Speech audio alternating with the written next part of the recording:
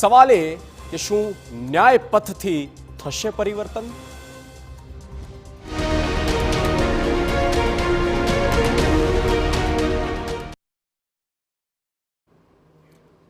બે દિવસ કોંગ્રેસનું રાષ્ટ્રીય અધિવેશન અને CWCમાં કોંગ્રેસ વર્કિંગ કમિટીમાં રાહુલ ગાંધીનું સૌથી મોટું નિવેદન રાહુલ ગાંધીનું, જેમાં ઓબીસી SC ST રાગ આલપતા જોવા મળ્યા Rahul Gandhi. Congress SC ST OBC સમાજના હિત માટે લડે એ જરૂરી છે તેવું કોંગ્રેસે એડ્રેસ કર્યું છે. એ તમામ જાતિગત સમીકરણને ધ્યાનમાં રાખીને CWC બેઠકમાં રાહુલ ગાંધીએ વંચિતોની લડાઈ લડવાની પણ વાત કરી છે. કોંગ્રેસ ગરીબોની પાર્ટી, સવર્ણ વર્ગના ગરીબોના હક માટે પણ લડવું જરૂરી તેવું કોંગ્રેસના નેતા રાહુલ ગાંધી દ્વારા કહેવામાં આવ્યું. CWCની બેઠક અને તેમાં આ પહેલું સાંકેતિક કહી શકાય, સૂચક નિવેદન કહી શકાય જે તેમણે કર્યું છે.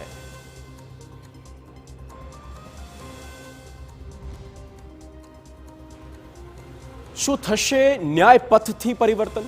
શું ગુજરાત કોંગ્રેસનું થશે નવસર્જન?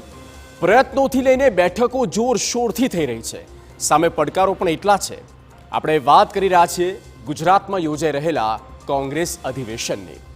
ગુજરાતથી લઈને દેશભરમાં કોંગ્રેસે બેઠું થવા માટે શું કરવું જોઈએ તે જ નક્કી કરવા યોજાયું છે કોંગ્રેસનું અધિવેશન.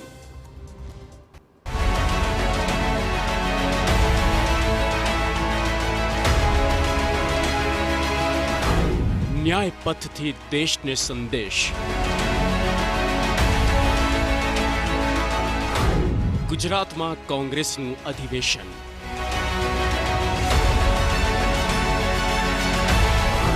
કોંગ્રેસને બેઠી કરવા ગુજરાતમાં મંથન.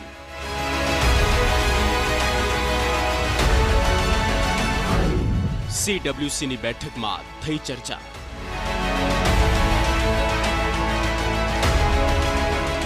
મહાત્મા ગાંધીજીની કોંગ્રેસના અધ્યક્ષ તરીકેની ચૂંટણીને 100 વર્ષ પૂર્ણ થવા પર કોંગ્રેસે તેમની જન્મભૂમિ ગુજરાતમાં સાબરમતી નદીના કિનારે 2 દિવસ માટે રાષ્ટ્રીય અધિવેશનનું આયોજન કર્યું, જેમાં કોંગ્રેસ અધ્યક્ષ મલ્લિકાર્જુન ખડગે, વિપક્ષ નેતા રાહુલ ગાંધી સહિત દિગ્ગજ નેતાઓ ઉપસ્થિત રહ્યા.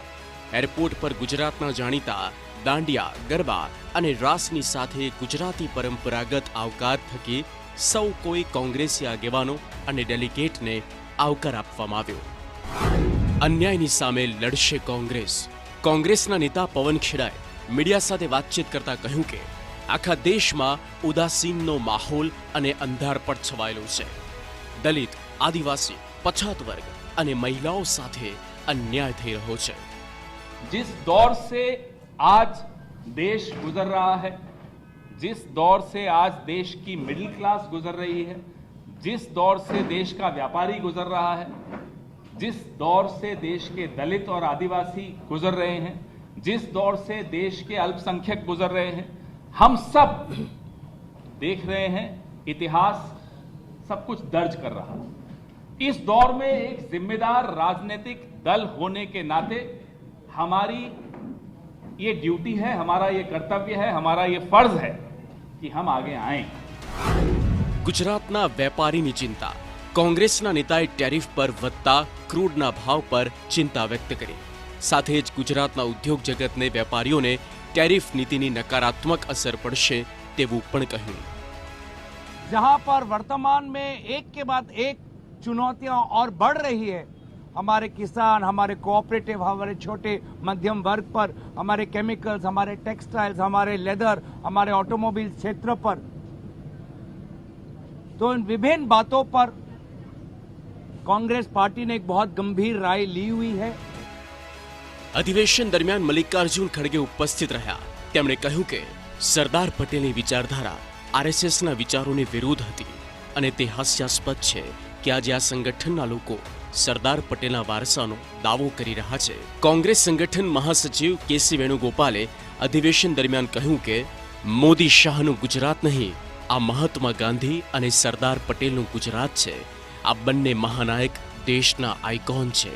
કોંગ્રેસ અધિવેશન પર રાજ્ય સરકારના મંત્રી જગદીશ વિશ્વકર્માએ પણ નિવેદન આપીને તીખી પ્રતિક્રિયા આપી. તેમણે કહ્યું કે કોંગ્રેસને 64 વર્ષે ગુજરાત યાદ આવ્યું. વધુમાં તેમણે કોંગ્રેસને પરિવારવાદી પાર્ટી કહીને ગુજરાતની શાંતિ ડહોળવાનો પ્રયાસ થતો હોવાનું કહ્યું.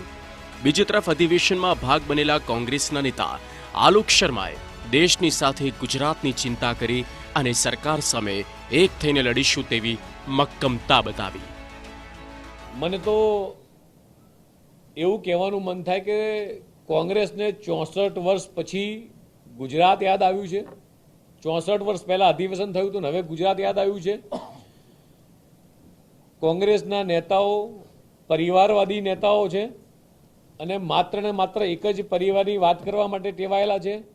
જ્યારે કોઈ પણ જગ્યાએ કોઈ પણ રસ્તો ના મળે, જ્યારે કોઈ વિકાસની વાત ના મળે, વિકાસની રાહ ના મળે અને ત્યારે જઈ જે જગ્યાએ સરસ સરકાર ચાલતી હોય, સરસ શાંતિમય માહોલ ચાલતો હોય અને એવી જગ્યાએ જઈ અને शांत पानी में कांकरा नाखवा जेवुं काम अत्यारे कांग्रेस मित्रों करी रही है. सीधा सीधा हमारा संगठन को मजबूत करना, केंद्र की सरकार और यहाँ पर गुजरात की राज्य की सरकार और जहाँ जहाँ पर एनडीए की सरकारें हैं उनका किस तरह से उनकी कुरीतियों का, उनकी जो गलत नीतियाँ हैं उनका विरोध किया जाए. इन तमाम मुद्दों पर चर्चा होगी, चाहे वो विदेश नीति हो, चाहे अर्थनीति हो, चाहे सामाजिक नीति हो. इस सरकार ने सबका बैंड बजा के रख दिया है. सरकारनो બંધારણ તોડવાનો પ્રયાસ. કોંગ્રેસ અધિવેશનમાં આવેલા કોંગ્રેસ નેતા અલકા લાંબાએ નિવેદન આપ્યું કે મને ગર્વ છે કે હું ગુજરાત જે બાપુની ભૂમિ છે ત્યાં છું. દેશની અડધી વસ્તી સાથે થતી અન્યાય, ભ્રષ્ટાચાર, બેરોજગારી જેવા વિષય પર ચર્ચા થશે. અમેરિકાએ ટેરિફ વધાર્યો તેના કારણે દેશના અર્થતંત્ર પર અસર થઈ રહી છે. વક્ફ બિલને લઈને પણ નિવેદન આપ્યું અને કહ્યું કે બંધારણને તોડવાના પ્રયત્ન કરવામાં આવી રહ્યા છે. अखिल भारतीय कांग्रेस कमेटी की ये बैठक गुजरात की पवित्र धरती के अहमदाबाद शहर में होने जा रही है. अमेरिका ने टैरिफ बढ़ाया और आज देखिए किस तरीके से जो बाजार ऊंधे मुंह आकर गिर गया है. देश की अर्थव्यवस्था को भारी चोट पड़ रही है. पहले ही बेरोजगारी और महंगाई ने कमर तोड़ रखी थी. अब अमेरिका के इस ऐलान के सामने घुटने टेक चुकी दिल्ली की सरकार, भाजपा मोदी सरकार को हम बिल्कुल कटघरे में खड़ा करेंगे. घोड़ा गधेड़ा पर राजनीति. अधिवेशन ने लेने टीका टिप्पणी થઈ રહી છે તો ગુજરાત પ્રદેશના નેતાઓ ગંભીર ચર્ચાની વચ્ચે એકબીજા પર શાબ્દિક પ્રહાર કરવા લાગ્યા. અમારામાં હવે ઘોડા જ રહ્યા છે. જે બીજા હતા એ કદાચ ભાજપમાં હશે ને એમને હજુ ફરક શોધતા હશે. પરંતુ રાહુલ ગાંધી એમ કહે છે કે કોંગ્રેસમાં બે પ્રકારના ઘોડા છે. એક રેસના ઘોડા છે અને બીજા વરઘોડાના ઘોડા છે. અને આ વાત છેલ્લા 12 વર્ષથી હું ત્યાં હતો ત્યારથી સાંભળતો આવ્યો છું. ત્યાંથી હું નીકળ્યો પછી પણ એ જ વાત સંભળાય છે. ગુજરાતના આંગણે રાષ્ટ્રીય અધિવેશન થઈ રહ્યું છે ત્યારે આ 2 દિવસના અધિવેશનમાં ગુજરાત કોંગ્રેસ માટે અને રાષ્ટ્રીય કોંગ્રેસને બેઠી થવા માટે શું રોડમેપ નક્કી થાય છે? લોકોની વાતને સરકાર સુધી પહોંચાડવાની હોય કે સરકારના નિર્ણયનો વિરોધ હોય, કોને શું જવાબદારી આપવામાં આવે છે તે જોવું રહ્યું. સામાજિક અને કોંગ્રેસના સંગઠનના બદલાવ સહિતના અનેક પ્રસ્તાવો રજૂ કરાયા અને આ તમામ પ્રસ્તાવ પર આવતીકાલની જે કોંગ્રેસનું રાષ્ટ્રીય અધિવેશન મળવાનું છે એમાં ચર્ચા થશે અને ત્યારબાદ એ તમામ પ્રસ્તાવોને અનુમોદન પણ આપવામાં આવશે.